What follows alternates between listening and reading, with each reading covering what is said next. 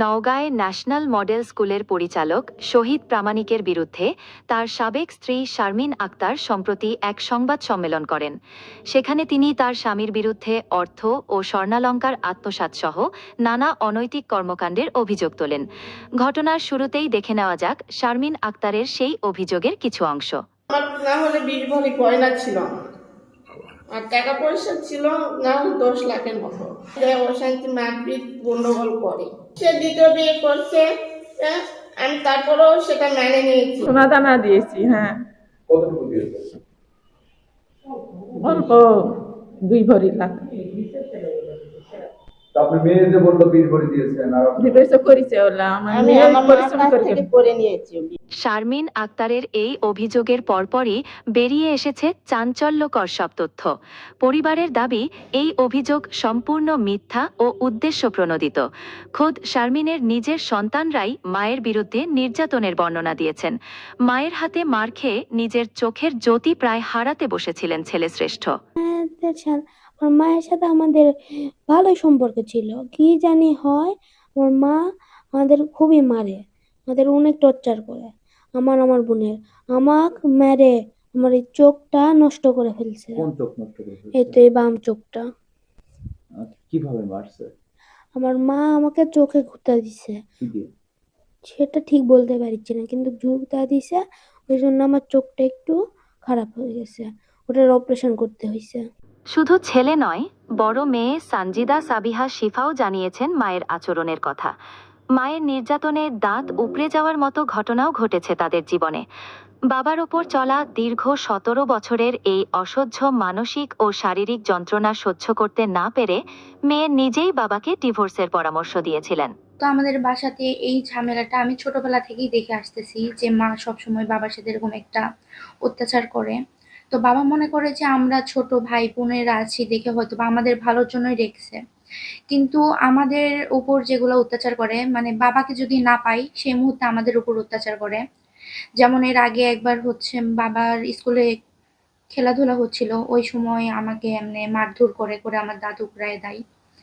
তো তখন তো চলে গেছিল, পরে আবার আমার দাদি বাবারা পা ধরে হাত পা ধরে তাকে নিয়ে আসছে। তখন আমি বলছি যে জানো না আবার এরকম সমস্যা হবে। পরে আসে তো আমার ছোট ভাইটাকে এমনি মারধর করে করে ওর একটা চোখের ক্ষতি হলো। এর পরের দিন এরকম ঝামেলা করছে, বাবা নওগাঁ থেকে গিয়েছিল, পরে আমার নানু নানি কল দিয়ে বলছে যে তোমরা যদি না আসো আমি গলায় দড়ি দিয়ে মরবো। তো ওনারা এখন মেয়ের কারণে গেছে, এরকম বাবাকে বলছে যে কি করবো। বাবা বলছে আমি তো সংসার করতেছি, আমি সংসার করব, কিন্তু আমার মায়ের একটাই কথা, আমি ভাত খাবো না। তো আম্মু যেহেতু বলছে তখন ওনারা বলতেছে যে আমার মেয়েকে আমি ভালো জায়গায় বিয়ে দেবো, এর থেকেও ভালো অফিসার পাবো, ব্যাংকার পাবো, তাদের সাথে বিয়ে দেবো। ছেলের অভাব নাকি, আমাদের টাকার অভাব নাকি, আমরা একটা মেয়েকে খাওয়াতে পারবো না, এমনি কথাবার্তা বলে। তো বাবাকে বলে যে তোমাকে 2 দিন সময় দিলাম, তুমি যদি 2 দিনের মধ্যে ডিভোর্স পেপারস না দাও তো বাবার নামে কেস করবে। তো এই ভয়ে বাবা আমাকেও বলছে যে কি করব মা।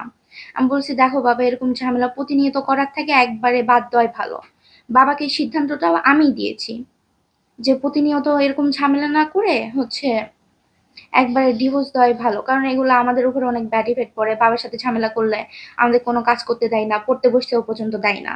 যতক্ষণ না তোর বাবা আসবে তোরা পড়তে বসতে পারবি না।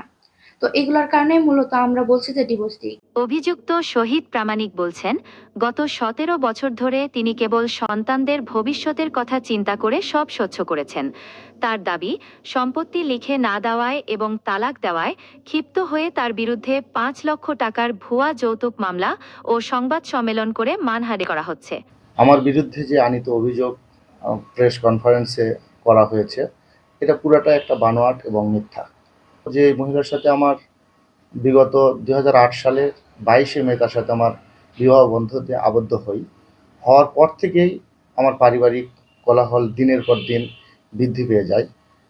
তো পর্যায়ক্রমে আমার তিনটা সন্তান আমাদের ঘরে আসে।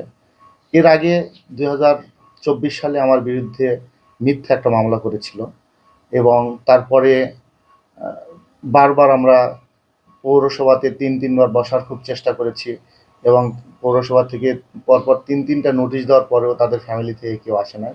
এবং ওখানকার ওর এক বড়াব্বা, যার নাম আনিসুর রহমান, সে কিছুদিন আগে মারা গিয়েছেন। উনি বহু চেষ্টা করেছেন আমাদের এই পারিবারিক কোলাহল মেটানোর জন্য, কিন্তু কোনো ক্রমেই তাদের মেটাতে পারে নাই। যে আরও যে সম্পদগুলো আছে, যেমন আমার নওগাঁ শহরে একটা বাড়ি, পাশাপাশি আমার গ্রামের বাড়ি কিছু জমি, বাপদাদা পৈতৃক সম্পত্তি, এগুলো সে তার নামে করে নিতে চায়। এসব না দেওয়ার কারণে মূলত আমাদের পরিবারের মধ্যে এই ফাটলের সৃষ্টি হয়। পাশাপাশি আমাকে সে কোনো ক্রমে বাসায় থাকতে দেয় না। এভাবে প্রকাশ করতে চাচ্ছি না, যেহেতু সে 17 বছর আমার সংসার করেছে। আর আমার বিরুদ্ধে আনিত আরেকটা অভিযোগ আনা হয়েছে যে আমি দ্বিতীয় বিয়ে করেছি। দ্বিতীয় বিয়ে যেটা করেছি সেটা পারিবারিকভাবে সম্মতি নিয়েই আমার দ্বিতীয় বিয়েটা করা। এই দ্বিতীয় বিয়েটা করার একটাই কারণ, সে মানসিকভাবে আমাকে প্রচুর হ্যাসেল করত। এই হ্যাসেল থেকে মুক্তি পাওয়ার জন্য আমি দ্বিতীয় আরেকটা বিয়ে করেছি, এবং সেই পরিবারেও আমার একটি কন্যা সন্তান জন্মগ্রহণ করে, তার বয়স মোটামুটি 3 বছর। আমি দ্বিতীয় বিয়ে করেছি মোটামুটি আজ থেকে 8 থেকে 10 বছর আগে, কিন্তু এখন সেই সমস্যাগুলো সৃষ্টি করার মূল কারণ এই জমি জমা, এইগুলা আসলে সম্পদ একটু বৃদ্ধি পাওয়ার কারণে বাকি সবগুলো তাদের আত্মসাৎ করার মূল কাহিনী। গত ঈদে তারা আমার গ্রামের বাড়িতে যায়, প্রতিবেশী অন্য সবাই মিলে আমার গ্রামের বাড়ি থেকে তাকে নিয়ে আসে এবং বলে যে আমি 2 থেকে 3 দিনের মধ্যে আমার মেয়েকে বিয়ে দেবো, তুমি 2-3 দিনের মধ্যেই আমার মেয়েকে তালাক দিবে। আমি সেই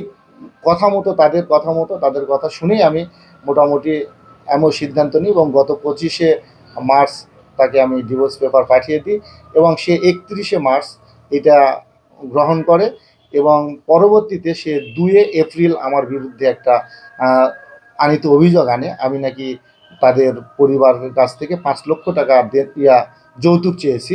এই যৌতুকের একটা মামলা করে, সেই মামলা এখনও চলমান। তারা যে বলেছে আমার বিরুদ্ধে যে আমাকে তারা 20 ভরি গহনা দিয়েছে, 10 লক্ষ টাকা দিয়েছে, এই টাকাটার উৎস কোথায় আপনারা অবশ্যই একটু খুঁজে দেখবেন যে টাকাটার উৎস কোথায়। যারা দিন আনে দিন খায় তারা কিভাবে আমাকে টাকা দেয়, এটা তো দূরের কথা, আমি তাদের কাছ থেকে একটা টাকাও যৌতুক নিই নাই, কেউ কোনো প্রমাণ করতে পারবে না। আর বিধায় আমি যখন বিয়ে করেছি তাকে দেনমোহর পরিশোধ করে আমি তাকে বিয়ে করে নিয়ে আসছি, আমি একটা টাকা দেনমোহরের বাকি পর্যন্ত রাখি নাই। তারা কিভাবে আমার বিরুদ্ধে এই কমপ্লেনগুলো করে, এটা পুরা মিথ্যা এবং বানোয়াট। বরং আমার বাসায় যে স্বর্ণ লঙ্কার যেগুলো ছিল, বিয়ের মধ্যে যেগুলো দান পেয়েছিল, তারপরে আমি যেগুলো কিনে দিয়েছিলাম, সেগুলো মোটামুটি 7 থেকে 8 ভরি গহনা, যেগুলো ওই মেয়ে নিয়ে গেছে এবং তাদের কাছেই এখনো আছে। শহীদ প্রামাণিকের মা শহীদা বেগম জানান, শারমিন আক্তারের অস্বাভাবিক আচরণের কারণেই 2013 সালে পারিবারিকভাবে তারা ছেলেকে দ্বিতীয় বিয়ে করান। তবুও ছেলের মুক্তি মেলেনি। করে যে বউ ভালো হোক, কিন্তু বউ কোনো মতেই ভালো তো আসে না। থাকতে থাকতে বাপি হুকুম দিছিল যে বাবা তুমি এই বউ হবে না, তুমি ছাড়াই দাও। কিন্তু আমি কোনোদিন ছাড়ানোর চেষ্টা করি না বাবা, যে হাত ধরি পা ধরি মারো এরকম টানালিয়া থাকো না, বাড়ির চলো। শিপা না হতে এলাকায় হিনি, তারপরে শিপা হলো, শিপা হয়েও ভাত খাবে না, আমাকে টানালিয়া থাকে। শহীদের বড় শ্বশুর যাইয়া বিয়ান এরকম ভাব, আমি দোকানটা উদ্ধার করে বেরিয়েছি না, আমার ভাই এরকম কাজ করে ফেলিছে, তাহলে এই দোকানটা না উদ্ধার করার তুমি ব্যবস্থা করে দাও। বাড়ির থেকে 100 মণ ধান বেচে সেই দোকানটা উদ্ধার করে দিছি। দেওয়ার পরেও শ্বশুর শাশুড়ি কাকেও পছন্দ করে না, ভাত খিলাবো বলে খুবই চেষ্টা করেছি বৌমা, কিন্তু বৌমার এত র্যাগি এত জেদি, কোনো মতেই ভালো কন্ট্রোলে আসে না। এদিকে ন্যাশনাল মডেল স্কুলের শিক্ষক এবং স্থানীয় বাসিন্দারা শহীদ প্রামাণিককে একজন শান্ত ও ভদ্র মানুষ হিসাবে চেনেন। তাদের মতে পারিবারিক কলহের জেরে একজন নিরপরাধ মানুষকে সামাজিকভাবে হেয় করা হচ্ছে। আমার জানা মতে সে একজন সৎ আদর্শবান নিষ্ঠাবান।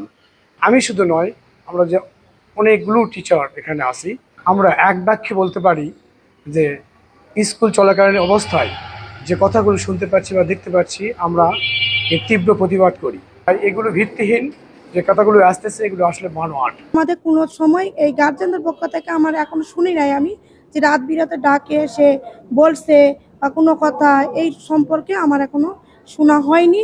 2টা বছর আছে কিন্তু কোনোদিন আমি শুনতে পাইনি। আমি সবচেয়ে বেশি কষ্ট পেয়েছি যে মানুষটাকে পুরো নওগাঁর মানুষ সম্মান করে, উনি বাসায় যে সেই সম্মানটুকু পান না। তো আমি ওনার মেজর ছেলের শ্রেষ্ঠকে যখন পড়াইছি, অনেক কথাই আসলে একটা বাসার টিচার মানে অভ্যন্তরীণ হয়তো অনেক কথাই কানে আসে। আমার পরিচালক সাহেবের প্রথম স্ত্রী, ওনার যে ব্যবহারটা, আসলে আমার পরিচালক হয়ে হয়তো এইভাবে মেনে নিচ্ছেন বা এতদিন হয়তো সংসার করছেন, কোনো স্বাভাবিক মানুষের পক্ষে সংসার করা কখনোই সম্ভব ছিল না।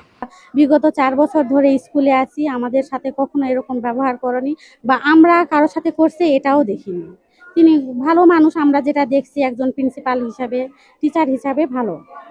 ওনার প্রথম স্ত্রী এত বাজে বাজে ব্যবহার করে স্কুলে এসে, এমন এমন অবস্থান আছে আমাদের মানে খেলাধুলার প্রোগ্রাম হয়, ওখানে গেলেও তিনি তাকে টর্চার করেন। এটা প্রতিষ্ঠান নিয়ে তো আসা উচিত হয় না। এটা আমাদের গার্জেনদের এটা কথা তাহলে আর গার্জেনরা আরো আসতো না, এখনো আসতে আছে, একটার পর একটা বাচ্চা নিয়ে আসতে আছে। সে অনেক ভালো মানুষ। আমি 1.5 বছর হলো তার বড় মেয়েকে পড়াই। আমি তার বাসাতে 1.5 বছর হলো যাতায়াত করি। আমি কখনো আমার চোখে তার খারাপ কোনো কিছুই এখন পর্যন্ত পড়েনি। মাঝে চিল্লাচিল্লি করতো, এটা তো দেখছি, বিভিন্ন বিষয় নিয়ে স্যারের সাথে চিল্লাচিল্লি করতো, ঝামেলা করতো, এগুলো তো মানে চোখে পড়ে বা কানে তো চলেই আসে, শুনছি। তিনি যথেষ্ট ভালো একজন মানুষ। তার বিরুদ্ধে আরিত যে সমস্ত কথাবার্তা আমরা এই মানে ফেসবুকে বা মিডিয়াতে শুনতে পাচ্ছি বা দেখতে পাচ্ছি, এগুলো সবই ভিত্তিহীন। আমরা মিডিয়াতে এবং ফেসবুকে যেই মিথ্যা অপপ্রচারটা দেখতেছি, এটা সম্পূর্ণই মিথ্যা। বর্তমানে 5 লক্ষ টাকার যৌতুক মামলাটি তদন্তাধীন রয়েছে। তবে নিজ সন্তানদের এমন সাহসী সাক্ষ্য এবং সহকর্মীদের অবস্থান পুরো ঘটনার মোড় ঘুরিয়ে দিয়েছে। এলাকাবাসীর প্রত্যাশা, সুষ্ঠু তদন্তের মাধ্যমে সত্য বেরিয়ে আসবে এবং নিরপরাধ মানুষটি আইনি হয়রানি থেকে মুক্তি পাবে।